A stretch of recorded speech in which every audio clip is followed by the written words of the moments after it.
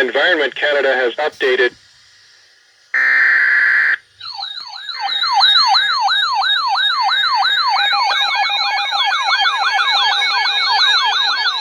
Weather bulletin for regions in the broadcast area. Stay tuned for further information. Environnement Canada a émis un bulletin de conditions météorologiques importantes pour les régions dans la zone de diffusion. Restez à l'écoute pour plus d'informations.